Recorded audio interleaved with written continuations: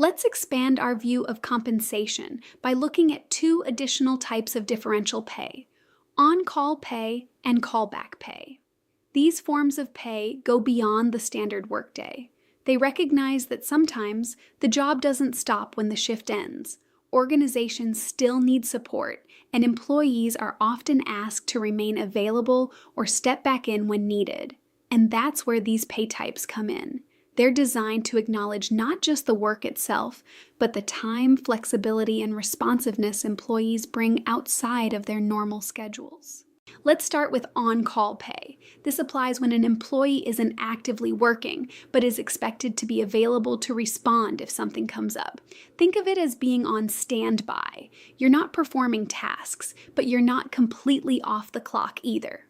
There's an expectation that if something goes wrong, you're ready to step in.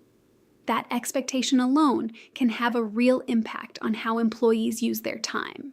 And that's why on-call pay is such an important consideration.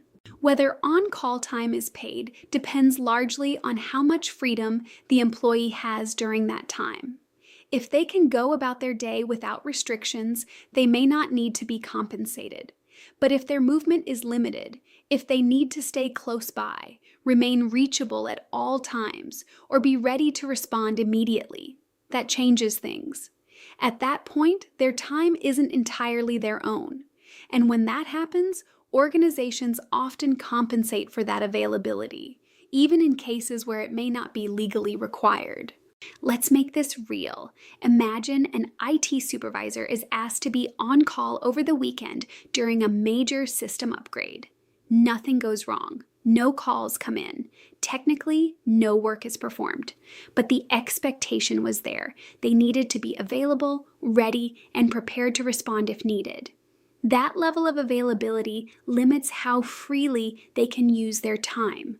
Because of that, the organization may still provide on-call pay, recognizing the commitment even when the work itself never materializes. Now let's shift to callback pay. This is a different situation. Callback pay occurs when an employee has already finished their shift. Maybe they've gone home, logged off, or moved on with their evening, and then they're called back to work. This is no longer about availability. It's about action. The employee is actively stepping back into their role, often in response to an urgent or unexpected issue. Because callback situations are disruptive and often inconvenient, they are typically compensated at a higher rate. This could mean double time, triple time, or even a guaranteed minimum number of paid hours, regardless of how long the task actually takes.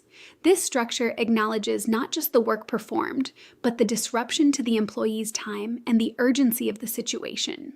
Let's go back to our IT example. The employee finishes their day, logs off, and shifts into personal time. Then the call comes in. A system has failed and immediate action is needed. They return to work, troubleshoot the issue, and restore operations. In this case, they're compensated at an elevated rate, not just for the work itself, but for their responsiveness, their flexibility, and their willingness to step in when it matters most. At the end of the day, both on-call pay and callback pay come down to one key idea: availability has value. Whether an employee is waiting to be called or actively stepping back in, they are giving something beyond their standard work hours, and that contribution deserves recognition. When organizations design these pay practices thoughtfully, they create a balance. They meet business needs while also respecting employees' time, effort, and well-being. And that balance is what makes a compensation system not just functional, but fair, sustainable, and effective.